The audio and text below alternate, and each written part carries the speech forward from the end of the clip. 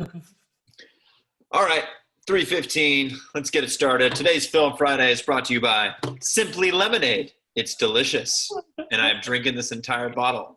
Happy Friday to me. As you can tell, there are lots of 17-year-olds in the chat today. That's because we are going to review the 17 ones playing against 949 17 ones in the quarterfinals of the SCBA qualifier back in January. So we're going to do a little two-parter because this was an interesting dynamic between these two teams. It was basically a bookend of a tournament. Anyone on the 17s team want to describe for everyone else in the chat what made this quarterfinal matchup so interesting? Go ahead, Luke. So the first day, it was the first game of the tournament, and some people were arriving late, and we got absolutely smacked. Probably the worst game of volleyball we've played this season. And Who smacked us? 949.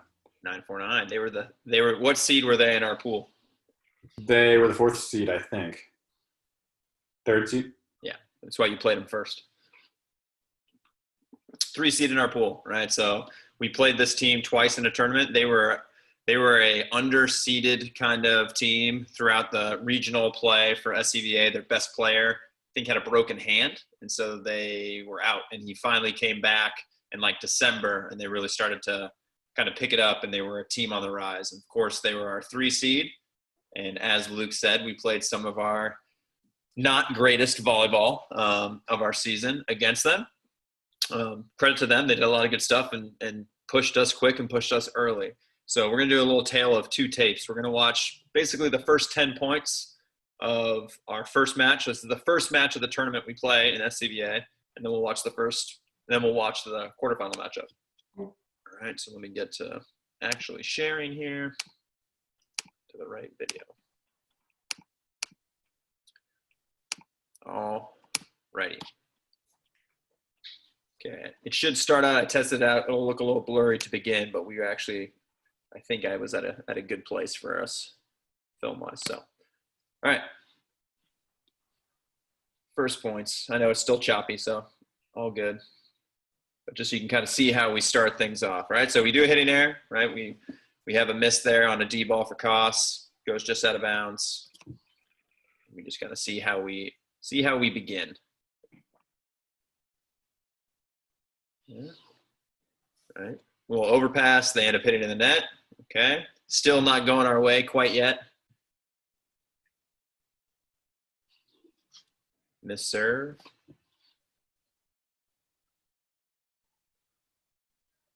Overpass. You can kind of sense where this is going as you watch, I'm sure. Hitting error.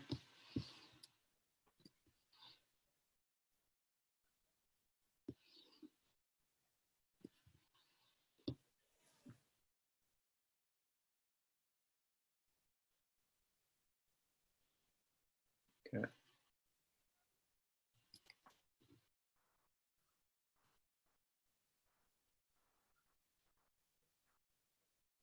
Low swing into the net.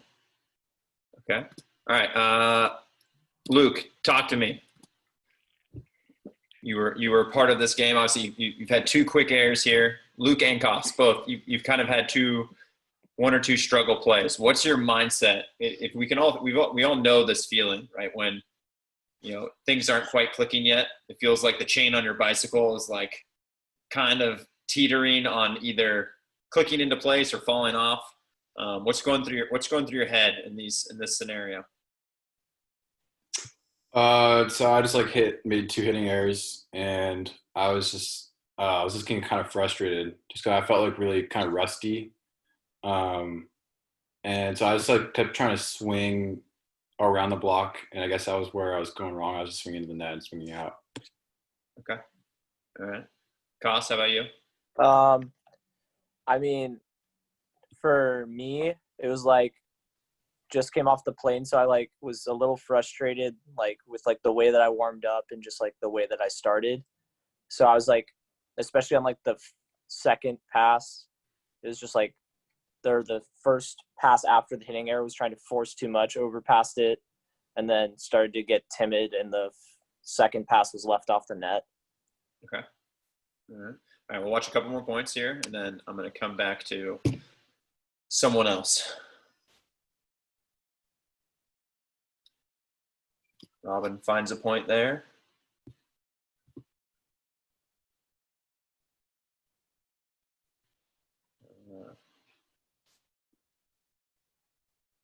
Mr. Collins, if you're on is Ryan Collins on this chat? Yes, I am. All right, let's go back to that play real quick then, Mr. Collins. What happens? Describe this here. Got Just the watch ball. Ryan. This is a conversation for all players, right? Ryan makes a good play. He keeps it alive. Ryan, knowing the conversations that we've had about these moments and that moment in particular, what do you think, seeing how we have started a match, seeing that this is the first set of a tournament, things aren't going our way. How would you handle that differently? Same exact thing happens. You get the dig, we don't communicate. There's a little you go, I go, and the ball drops. How can we make it better in terms of communication next time? I wouldn't walk away from the team to begin with to go get the ball. I'd let someone else get that and just huddle with the team, talk about it. Like, hey, just it's not hesitate. It's just go for it. Not worry about someone else getting it.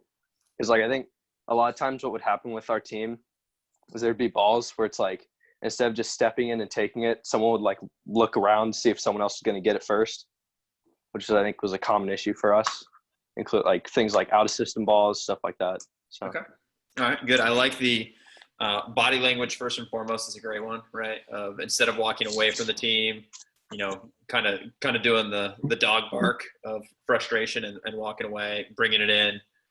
That's a great starting point, right? And I think there's a lot to be said for anyone that's watching or listening of your words matter, right? The way you communicate matters, and communication is 20% your words and 80% the way in which you say it, right? Your body language, your tone, the non-verbal cues that you're giving off.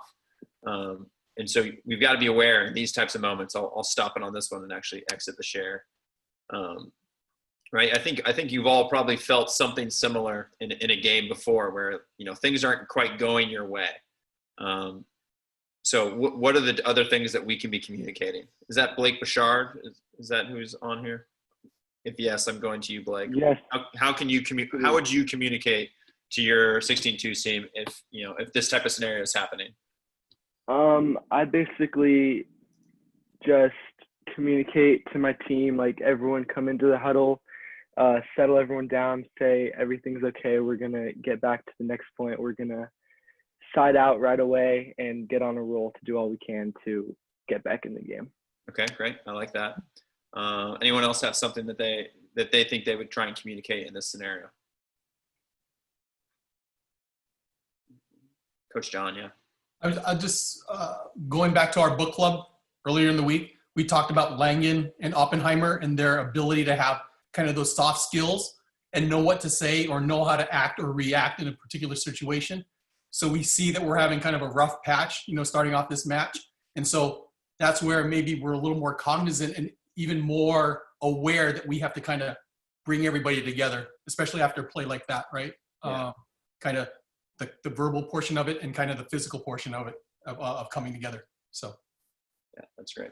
Yeah, I like that a lot. I think that's, and we were lucky enough during this tournament where, we have a parent filming. We've got Robin's dad who's taking video of it. So we have that video. It's a rarity where you get a second chance at a team, right? Most of the time, it's one look and done, and then you're on separate paths, and you wouldn't cross over until the very end type of a deal. And so it was interesting when we got to the place where, after that match, our 17 team was able to rally, went 2-1. Survived a crossover match to stay in contention, and then took second again the following day, which matched us up with 949 again into the quarterfinals, right? And so we were able to, number one, watch film and see what it looked like when we played them the first time. But number two, we also had a different mentality, I would say, with how we started.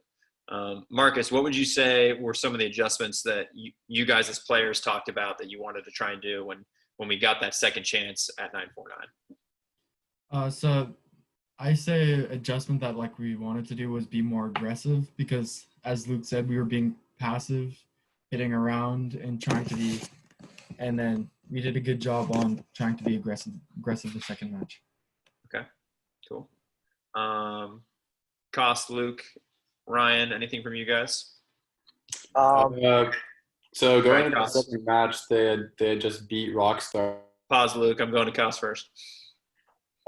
We talked a lot about how they wanted to set their outside and primarily focused on how to like get them out of system with serving and staying aggressive, like Marcus said, to try to slow down their like big hitter. Mm-hmm. Okay, good. Luke, go ahead. So the day before, they just beat Rockstar, who's a pretty good team, and so we knew they were going to think that they would beat us easily. And so they didn't watch film on us, which was pretty clear. And then going in, we just felt like we had nothing to lose, even though it was a pretty big match. And so we just came out swinging and got really early momentum and just kept it going. Yeah, right. So bringing in kind of an aggressive mentality. And so the question that I would pose, the thought that I would say would be like, and this can be for any team, specifically in Power League, because that is the opportunity when in Power League we get a good look at a lot of the same teams over and over again. We talked about this in film last week when we're talking about scouting or preparing for opponents and the way in which you get to do that. In Power League, it's different because you get to see the same, 8-ish teams every week or every Power League tournament. And so you're pretty familiar with the guys that you're going to go up against. There's not a ton of surprises. So that's a different mentality, right, with how you can approach and how you strategize against, a specific player or a specific thing that a team likes to do, things along those lines that we can all be aware of and do a good job of. Let's see here. Yeah. All right. So let's hop into quarterfinal match. All right. This is to play for a bid 949. One sec. I'm still in this.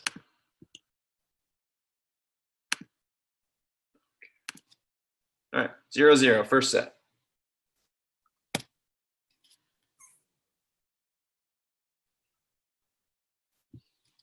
Start off quick. Hop on with an ace. Staying aggressive from the service line, just like kind of we talked about there. That's their guy. Number 19 is the player that was the focus that we chatted about. The Cost brought up that they like to set a lot of.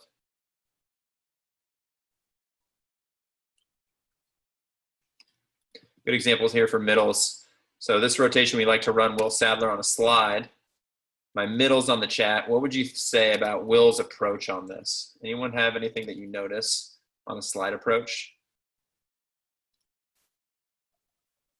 Anything you guys see here? Anyone can unmute themselves and drop a note. I kind of have something. Yep, go ahead. Kind of looked like he didn't really sell the fact that he was possibly running a 1. He just kind of started running the slide, like out of the rotation. And like, so the middle and the outside knew that he was running a slide. It didn't like make them second guess at all. Yeah. Because like he didn't take a step forward and then go. So. Right, we're right where we pause it here, right, just before contact with Robin. Yeah, he's already, 11-foot line and running behind. Yep, so that's definitely one. And what I would say, any middles, what do you think went wrong with his approach here? If you remember when we practiced slides at middles practice, what's the key to running a slide? The key is to jump off your left foot. Yeah, jump off your left foot.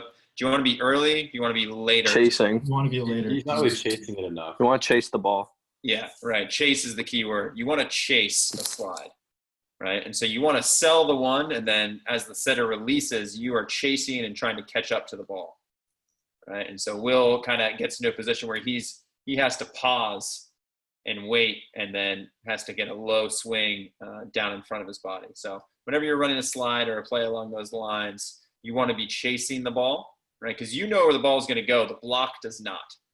So if you can sell something specific, but you know where it's going, then good things can happen. Nice repeat by Robin right there to go back to a player that just had an error, right? Keep them on their toes, establishing the middle of the court early, right? Being okay, even if Will makes another error there, all good. We're showing him we're going to run our middles. Nice job there by Colby. You can see Colby right away here. Watch this. Watch what Colby does after we score this point. So he just gets the dig. What's he do? What is he doing right there? Credit. Yeah, he's giving some credit away because that was a scouting report move. Right? We talk about this smaller hitter wants to try and it's their opposite, hit down the line seam. And so he saw the ball go to that guy. He shuffled into his spot, got himself in a good position to try and make a play. Staying aggressive, right? I like that communication. If you can kind of see that cost right away, all good, right? Good aggressive serve. Next ball, right back.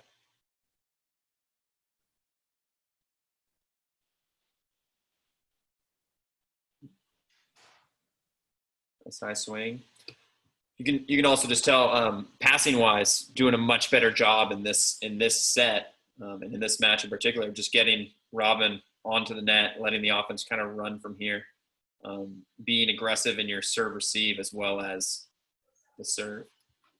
All right, liberos, this is a good one here. Ryan, what would your comment be here? Right, Ryan just goes back to serve, has a nice tail out towards the area 5, gets him off the net, but the tip kind of falls. What would your thought be there on that play, Ryan?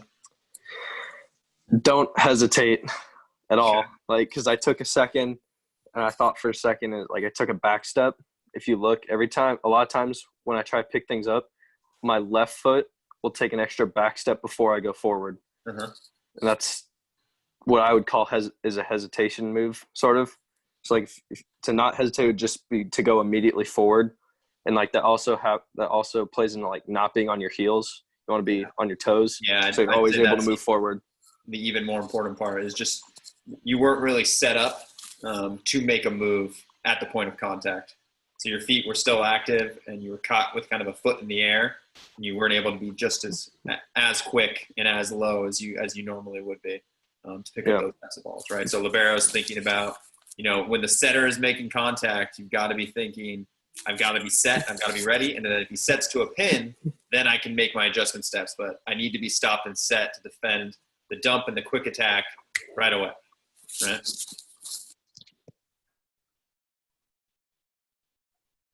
Okay, a little bit of a scramble play.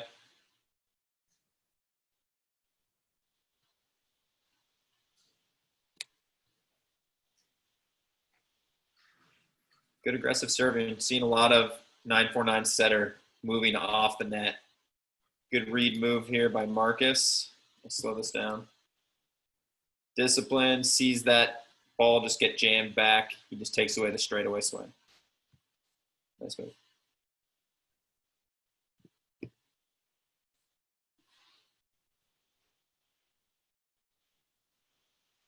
Good. Yeah. Forcing some hidden airs, right? Those are the plays when the first match that we were making those swings, put some pressure on them and forces them to have to try and do a little bit more. Right, nice swing by Marcus here. So here's the note that I put on this play. Colby gets a nice dig in that high seam. Now Luke in your transition is what we want to watch here. So Luke's front row, he's kind of in the off blocker, the defensive position. Watch his transition, and then let's talk about shot selection. Okay? So we get a dig, Luke transition, there's a swing. One more time, let's slow it down. Transition defense, look at your transition here.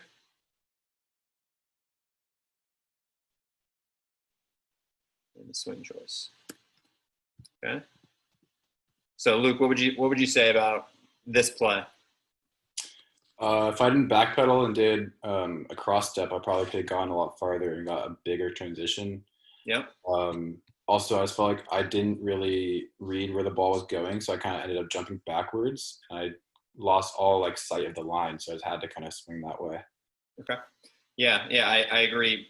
Really trying to work on maybe just getting 2 to 3 big crossover steps rather than 5 shuffles or 5 back pedals would do us more good there. In terms of runway, the set was a little bit quick, a little bit flatter, so it wasn't like you could truly, go hard line. But what we do want to think about is that attack that you have goes straight to middle of the court, right? And we get lucky where he kind of just overpasses that dig for us, but we want to keep on trying to think about attacking high and deep. And I think that was the biggest difference between the way you were attacking on day 3 versus day 1, right? There's the play that you had in the first match where you got kind of the same situation and you went low into the angle seam and the middle gets you. And in this one, you keep it high. Yeah, it went center of the court. Can we try and get that to the corner? Sure. But you kept it high. You got a ricochet and deflection that ended up into something good, right? So just differences between the 2 matches and the 2 swings and the results.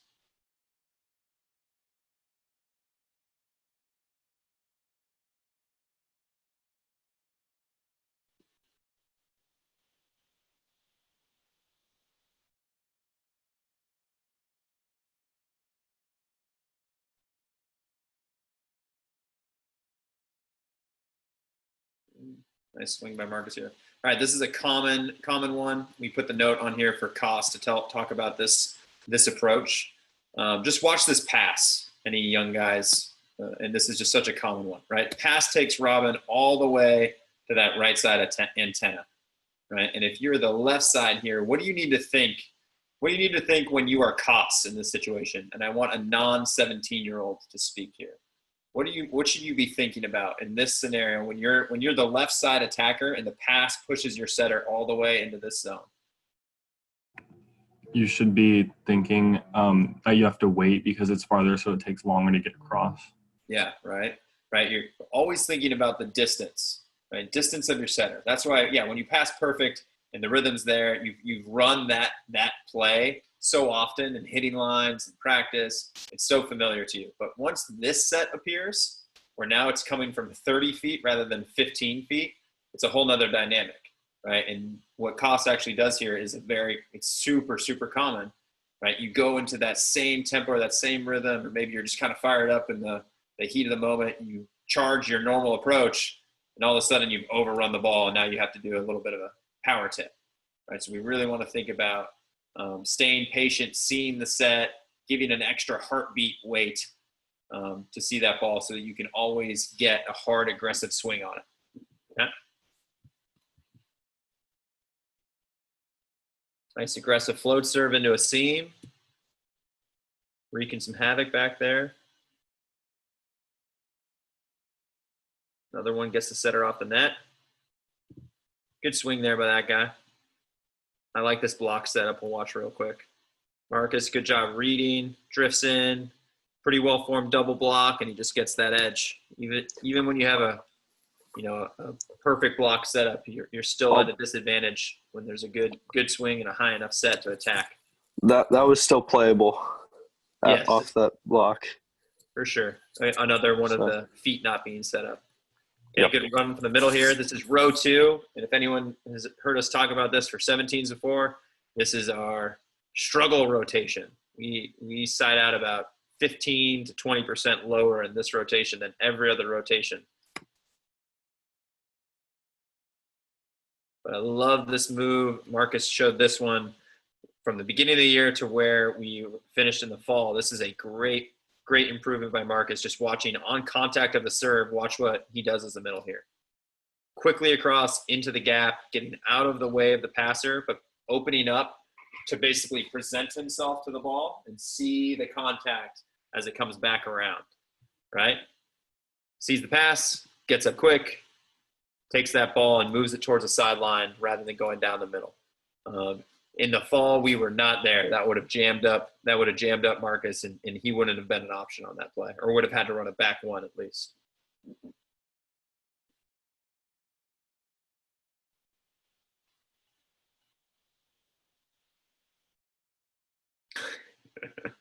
Will wanted that one. Just didn't have enough legs. Tough.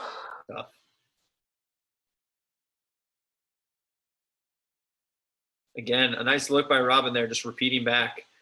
It's a good move, I think, of putting trust in your middles and putting trust in your hitters to, hey, I'm coming right back to you after an error. All is good.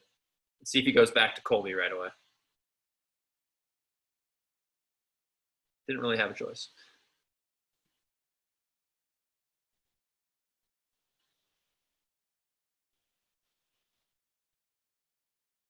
Defensively, let's watch this one as well. So eyes on Koss here. So right before the point of contact, we'll pause, or that is the contact.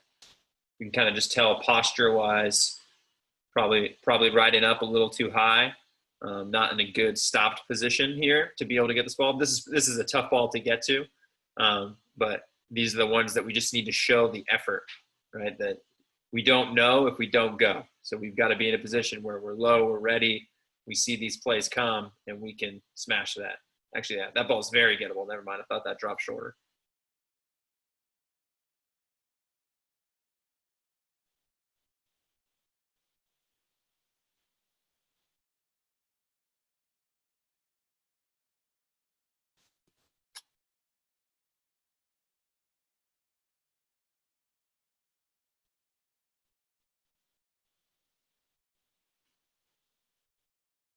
Nice big block there. Nice celebration from Josh Thompson on the sideline too. Love that. Let's go back to that right here. Big block. Nice. If you're on the bench, that's a great way right there to bring some energy. Like seeing that.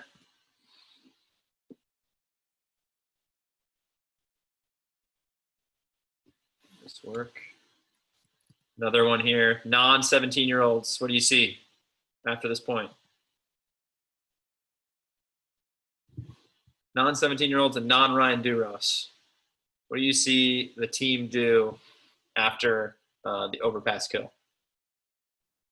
They are all pointing at Colby for his great serve that gave Will an overpass and the ability to put it right down. That's right. Nice work. Right, giving credit away. Right, Will gets the kill in the stat book. Colby doesn't get an ace, but Colby's the one that made it happen. Right, so giving him credit away. Those are great ways to build teammates up. Right, big difference from the Ryan Collins barking like a dog, walking away from his team, and this picture. Right, and a lot can be said for teams making choices to act like this, knowing that your body language, the way you communicate, has a lot to say about what your team does, right? And when you can do it in big games, like a quarterfinal matchup, that's when your true character as a team is revealed, I think.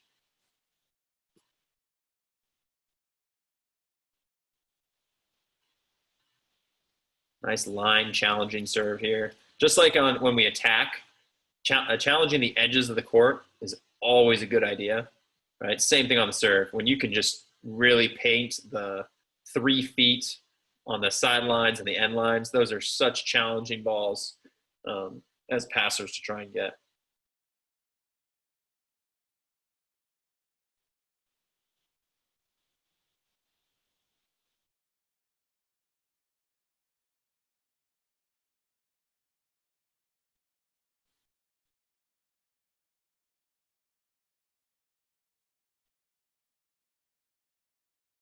Woo.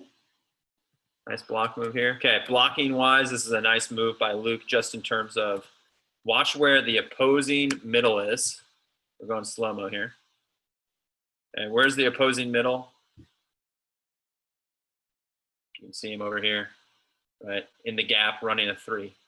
So Luke's responsibility is only this guy, right? All he has to worry about is this right side attack. So as he sees that and notices, you can already see before the setter touches the ball, he's leaning out, starting his block move approach to go get the hitter, but keeping his eyes on the ball as he moves, right? Tracking the ball. I like to tell blockers, you want to keep your eye on the ball for longer than you want to try and watch the hitter, because the ball is going to take a true flight path, and the hitter has to go to the ball. Hitters do weird things all the time. They'll jump inside. They'll go outside. Like Koss had that play where he overran it and had to do something weird. If you track the ball for 2/3 of the flight, is a classic Coach Jones quote. If you track the ball for 2/3 of the flight, that'll give you just enough information and enough time to pick up the hitter at the very last moment. Picks up the hitter, closes off the seam, hands over early, equals big block. Good aggressive serves there by Colby. 4 pretty good options, just missed on that last one.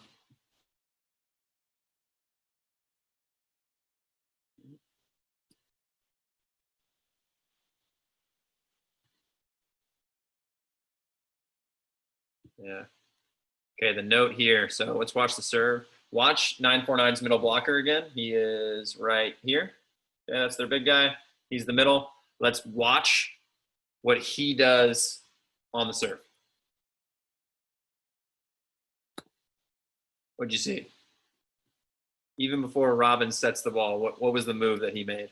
He squeezed the outside. Yeah, they're basically pushing over into a trap block, right? And so Robin is in row 5 here, I believe. So he's got Will, who's his middle. He's leaving him on a 5, and he's got Luke on the outside. So he's got only really Colby on a pipe as his middle attack. And so 949 does a good job here of the design play. They're just saying we're gonna go get the outside hitter. We're gonna send 2 that way, and if they set the ball back, we'll go 1-on-1, right? And it ends up working quite well. And as Luke can attest, we knew that their setup and their strategy was to try and take away his angle and his harder angle, trying to force him to hit the line. Which, hey, if the set's not getting out there enough, and Luke's not getting in a good position to attack, that's a pretty good strategy, or a good position to attack line. Excuse me. See if they do the same thing again on this serve. No idea. Missed serves, ruining our Film Friday session. Nice swing there by that guy. We cannot defend everything on the volleyball court. We got to be okay with them hitting some balls, right? If you're going to hit that tee, that right sideline to 10-foot line, then hats off. You can have that swing. But if you bring it back to 15 feet or a little bit softer, those are the balls that we're going to defend and work on.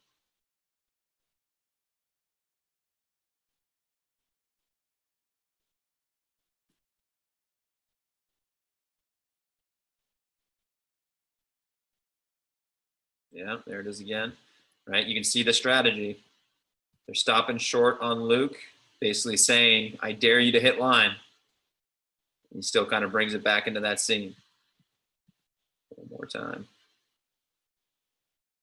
Right. Luke, what would you say on that one? I just didn't get my feet to the ball, and so I had to hit it a very far distance from my body, and so I just couldn't go anywhere but low seam. Okay, yeah, definitely part foot. Also, one of those things where I think communication-wise, right, Robin's got to push you out a little bit more. I believe we as coaches told him that during that timeout that we take. But that's something to be aware of as well. I think we always talk about, when you make an error, not to say anything to your setter, but look for opportunities to communicate what you need in the right moments. Right, so there's been a couple balls where Robin's going fast, which is great, but it's just dying a little bit short, and you're not getting your feet there, and so it is a lot of angle swings. And those are the moments where you look for, all right, hey, when can I tell Robin, push me out, let's get me to the pin so that I have that line swing available, or even a power tip to the line instead of the low seam swings.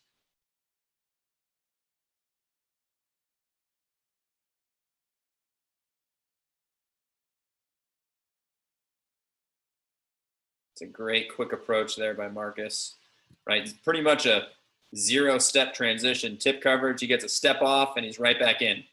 And Robin trusts him and sees him there, feels him, and that's a quick play and really hard to stop if they don't have a blocker in front of them like they did not right there. So just hard work there from the middles.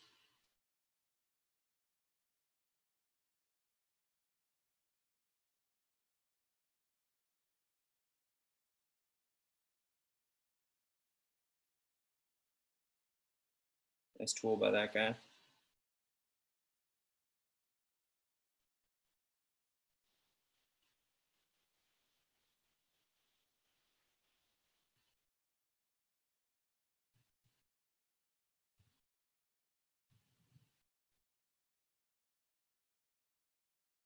Great way to just fight off a point, right? Bad pass, flying backwards, Koss running around, diving out to save that ball and bring it back, and just giving us another chance to try and survive for another day there.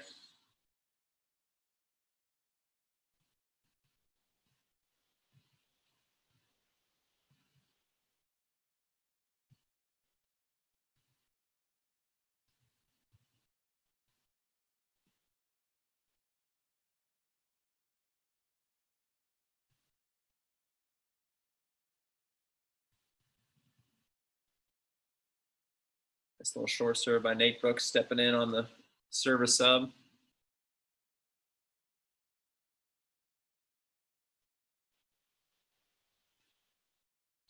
I don't know how you kept that in play, Koss, but nice work.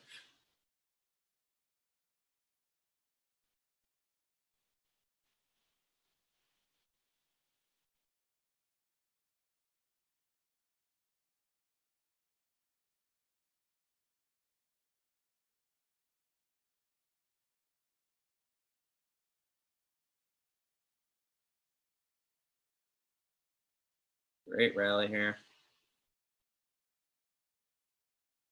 And we end up winning it. Cool. I think they called him over on that one. Nice little quick serve by, ooh, we got to go back to that. This is good work by Nate Brooks here. Watch this. We win this point. Check out what Nate Brooks does.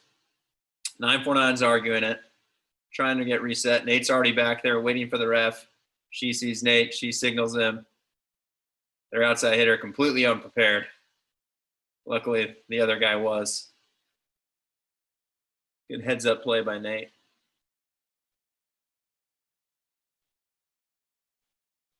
Two nice digs. It's good.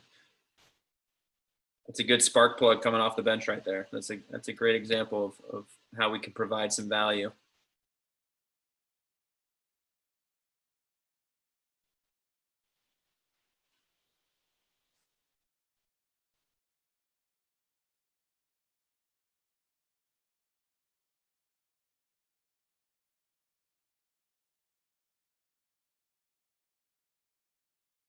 All right. Okay, stop the share for a minute. Hop out of here. We'll do a little chat. So go ahead and throw your video on if you got it.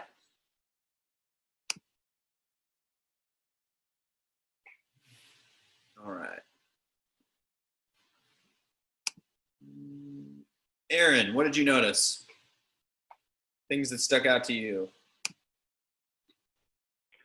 The way they got together after every point, whether it's just something I don't really see a lot from my team, and that I want to be doing more of on my part too, by just like getting together after each play, good or bad, discussing anything you can really. Yeah. I think when I came in for your guys' practice, that was one thing that I was harping on you guys when I was filling in for sure, right? That's a big part, right? Again, that communication being so much more than just the words that you choose, but how you look, right? How you look on the court says a lot. How you act as a team says a lot as well. Yeah, good. Let's see. Julian, how about you? What did you see, Julian? Just a lot of high IQ. Okay, give me an example of some high IQ plays. I mean, the middle Marcus, when he did the 0-step approach. And like the fast serve. Okay. Yeah, that was a good one for sure. I think that definitely is one of those things that comes from experience, but it also just comes from, right, effort, right? Like it just knowing that your job as a middle is to just try and find whatever opportunity you can to get up and get available, and try and at least draw a blocker, even if you're not going to get set in that situation, is a big one. Good. Spencer Mack, how about you? What did you see? So like, even when they made mistakes, they were never like discouraged, and they always kept on going. Yeah, and a big difference from the first match against 949 that we showed those first 10 points. Right, that first match there was a whole lot of discouragement when things were going our way. Right, no team is perfect, but there is a mentality of having to strive towards certain things, right? Of holding yourselves accountable to the way that you play, the way that you communicate, the way you work with your teammates, right? It's okay to get on each other, right? And expect more from your team or expect more from yourself. The way there's a way in which you can go about it that obviously is more productive than others. So I think that's important for sure. Andrew Casal. Andrew, I always don't know if I'm saying your last name right. What do you see, Andrew? And how do I pronounce your last name so I make sure I'm saying it right? You're saying it. It's okay. It's all right. Okay, go ahead. I see a lot of everybody is very high energy and supportive of each other throughout the game. Yeah. And whenever everyone's down, someone's there to pick them up, or they're just riding a very straight wavelength. Mm-hmm. It's good. It's good. I like that. Cool. Yeah, there's definitely some of that. I think when you watch good teams, and I'm not just saying like the 17s team, high level performing teams of any sport, there's a certain degree that you can pick up on the way they play the game, whatever that game may be. There's a lot to do with just confidence in their ability. There's a lot to do with just having the backs of their teammate and supporting each other, and being aggressive, right, in the way they approach it. I think is important. Coach John, what did you notice? I like to reiterate the middle block and what Marcus was doing. We were talking about rotation 2, where things are really bunched up and being able to open up to the pass, seeing how it's gonna progress, the play is gonna progress. But Marcus went hard each time, even if he wasn't gonna get set. And being able to take that middle blocker with you for that split second longer just makes it much more wide open for your outsides, right? It's a lot of how do you say? A lot of work that's happening, and it's not really recognized unless you really kind of the glory is going to go to the outside hitter, right? That got a one-on-one, or the setter or whatever. But the middle blocker holding that guy for that split second more, that's a lot of hard work. A lot of jumps that don't get recognized. Yeah. Not much glory in it. Timmy, how could you, on the same vein of what Coach John just said, how can we as Beta Bay players do a better job of recognizing the dirty jobs, right? The middles have the dirty jobs of getting up and just trying to find a way to jump and be available even when they may not be getting set. How can we do a better job as a setter or as a player in general of recognizing that and encouraging that? I'm not sure. You can really just watch the plays more often and pattern and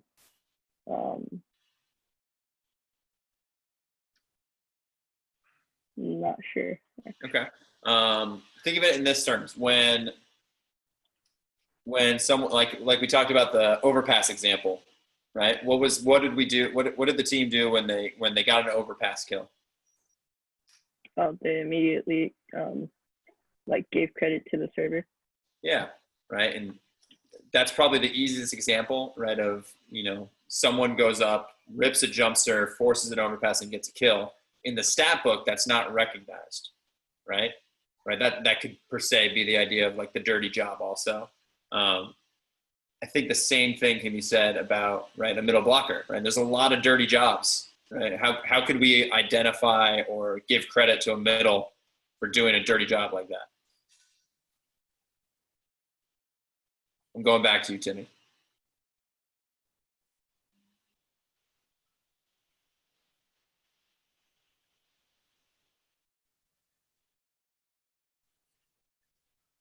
Pat on the back. Coach John's letting you off the hook. Yeah. You want to phone a friend? Alex Lee, you're being phoned a friend for Timmy. How can you give credit away to a middle blocker for any of his dirty work that he's doing?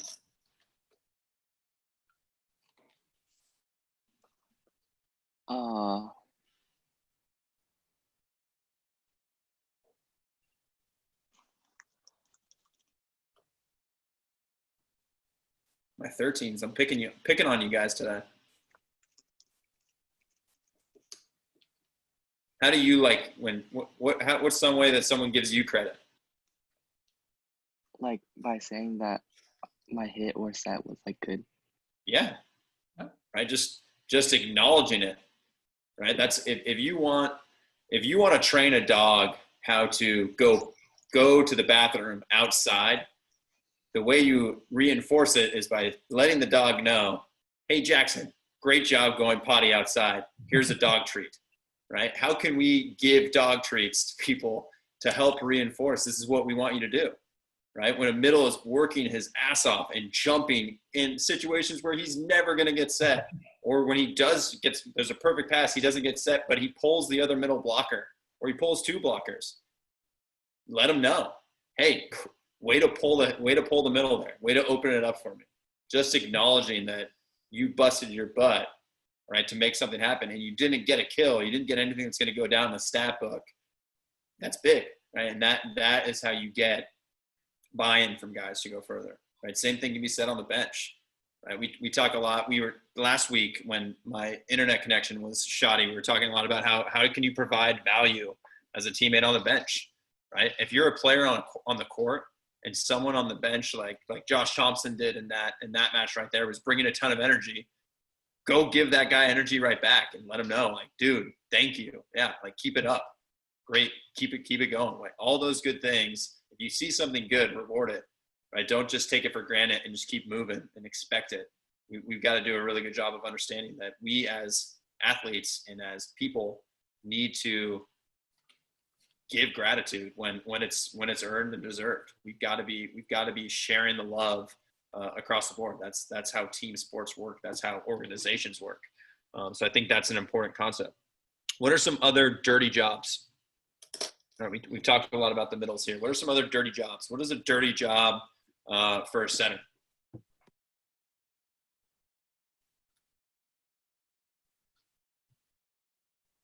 Having to run down bad passes constantly. Yeah. Running down a bad pass, right? Setter, the entire position of a setter, especially if you've ever heard Coach Ariel speak, is like, you got to take the blame for everything, right? Luke does a horrible job on his approach and doesn't get his feet there and he gets housed. It's my bad as the setter, right? I got to push you out. I've got you taking blame away, right? Those are things to be looking out for. Setter runs down a ball and lays up a beautiful bump set. Like, hey, my bad on the pass. Great set right there. Those are the good things that you can be doing. It's not to be like, life is not rainbows and butterflies, and we're not always going to be like in the happiest of scenarios and trying to cheer each other up and all this stuff. But giving credit where credit is due is important, and it builds up a good team dynamic, I think. Any other dirty jobs? Barrow, we've talked middles. What other dirty jobs are out there? There's something in particular that everyone has to do that's a dirty job. Cover, yeah, that's great. I would put that in the same vein as something that's even bigger picture. Coverage is a part of what part of the game? Think about the people who wear a different colored jersey. Defense. Yeah, there you go. Defense, right? Cover is a great example because not a lot of teams do a great job of covering. It's kind of the forgotten about skill because when it comes down to it, you can still win a lot of matches if you're not a great covering team. But when you're playing at the highest level and every 1 point counts, if you can flip 1 or 2 points in a set just based on you being in your covered spot and the ball hits you in the shoulder, that makes a difference, right? And it takes effort in making the choice and having the discipline and wherewithal to just work hard to get there for those plays to happen, right? And so rewarding that, I think is an important one as well. So yeah, Luke, nail on the head there for cover, and Ryan for defense. It's good. All right, before we close off, any last thoughts? Anything that you guys noticed and want to share? Any brilliant nuggets of wisdom before we sign off for the weekend?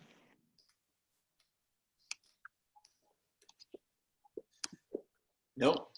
Coach John, yeah. I'll just say, hey, thanks to the 17s team. It's not easy to get out here and have yourself critiqued in front of this whole forum of players and teammates and coaches. So we appreciate you letting us review your film and critique you guys. And same thing, give some gratitude and acknowledge the good stuff you guys did there as well. Nice. Yeah, very good. Awesome. Well, next week, book club chapter, what are we on, Coach John? Chapter 5, 6? Yeah. Chapter 5 and 6 of Outliers. If you want to hop in and haven't read the book, join in with us as well. Been some good stuff thus far. We're going to watch some Muggsy Bogues highlights from Coach John's archives next week. So, yeah, good things coming. 5'3" NBA player, all right? Muggsy Yeah, Bogues. that's right. So come check it out. Follow Beta Bay on TikTok because it's blowing up. Neil and Robin, they're crushing it. They did a great job.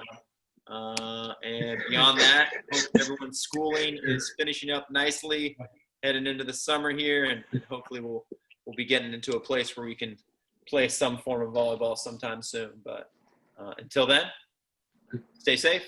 Adios. Good luck on your test, Cause. Yeah, study hard. Yeah, Cos. Well, man. Later, guys. All right, Try my best. see ya.